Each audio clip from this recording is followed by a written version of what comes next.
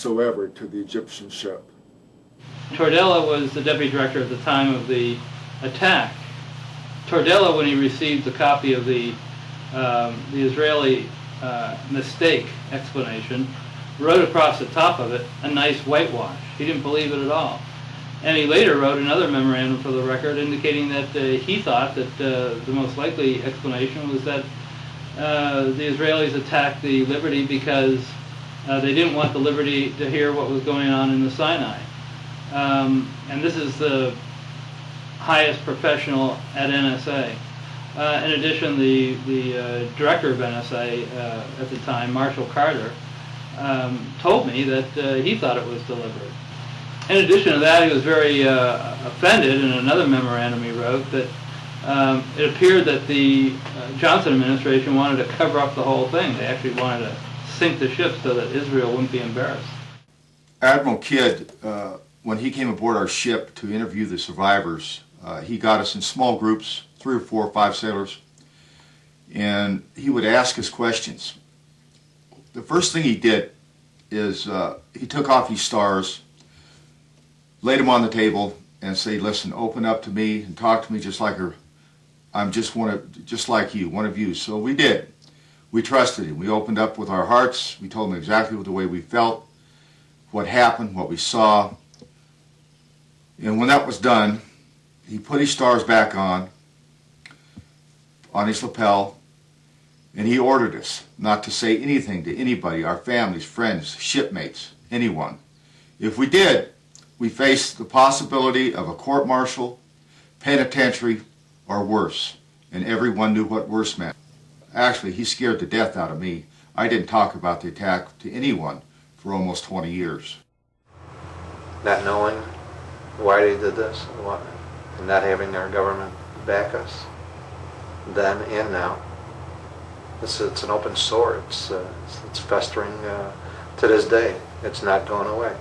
I think it's important that we do have an investigation. I would never give up on that until I'm too old to come to these things. It needs to be done. Pete Bucher from the Pueblo said he wouldn't even have gone if he could have known what really happened to us. All he knew was some piddly little thing he heard about on the news. In late 1991, Dwight Porter, who was ambassador to Lebanon during the 1967 war, told columnists Evans and Novak that immediately after the attack on the Liberty, the CIA station chief handed him intercepted messages between the Israeli war room and their planes. The pilots were given orders to attack the ship, and they replied immediately that it was an American ship. The Israeli headquarters responded, "You have your orders, attack the ship." The pilots tried once again, "But it's an American ship. We can see its flag." And headquarters insisted, "You have your orders, attack it." And attack it they did, and the consequences are well known.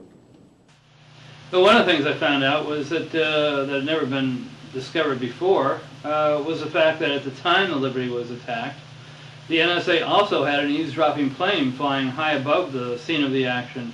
It was an EC-121, and during the entire course of the war, the U.S.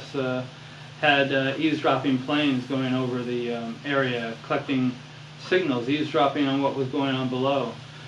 And this plane was flying right over the scene of the attack. And I talked to 2 of the crew members of the plane, and both of them agreed that what they heard were comments from both the pilots and the torpedo boat personnel mentioning the U.S. flag. Now that flies in the face of what the Israeli explanation says. The Israeli explanation says nobody on either the planes or the ships ever saw a U.S. flag. Evans and Novak got further confirmation of the Israeli attack from an American-born Israeli major, Seth Mintz, who was in the Israeli war room at the time of the attack. He told the reporters, quote, "Everyone felt that it was an American ship and that it was the Liberty. There were comments about the markings, about the flag. Everybody in the room was convinced it was an American ship," unquote. Mintz told Evans and Novak that the Israelis were guilty of an outrage. True. But the American suppression of the truth was an equal outrage. Well, at the time, the Liberty was off the coast of the Sinai, off the coast of where El Arish was on the Sinai Peninsula. According to Israeli military historians who wrote reports of it at the time, and other eyewitnesses, the Israeli military was killing prisoners, Egyptian prisoners, committing war crimes, desperate acts of war crimes in order to, so they wouldn't have to transport the prisoners because they had no place to put the prisoners. They decided to take the most expedient method and just kill them.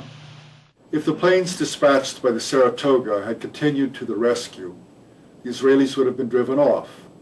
But Washington took the Israelis at their word.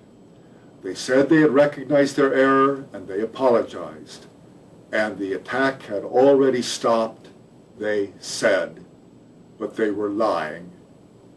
The attack continued for another hour and 20 minutes, during which 25 more American sailors died and 110 more were wounded. All would have been spared if the American planes sent to help them had not been recalled by Washington.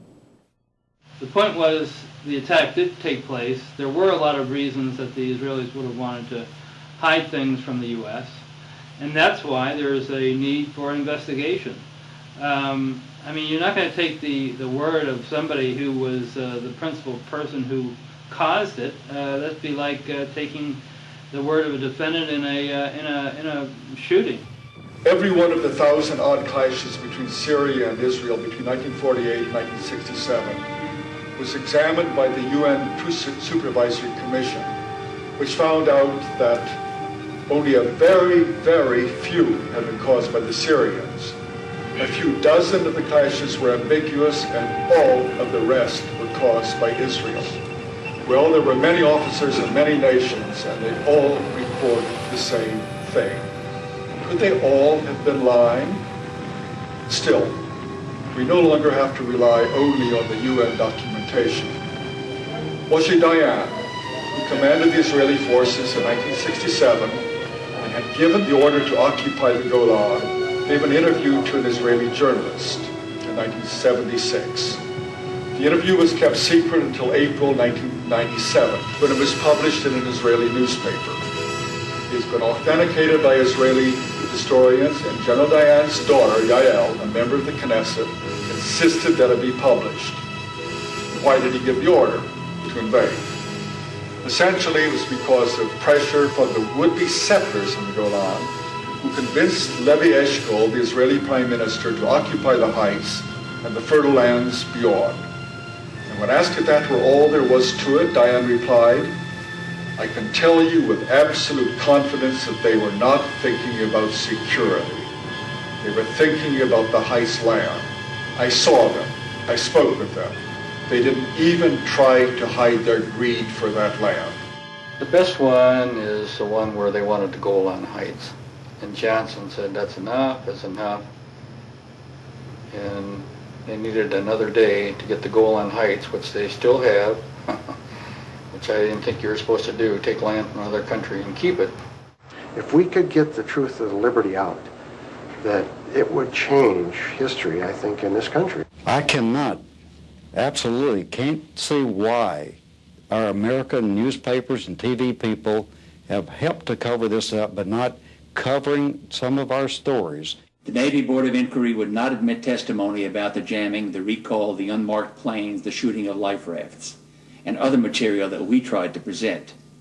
They asked questions. We were allowed to answer those questions, period.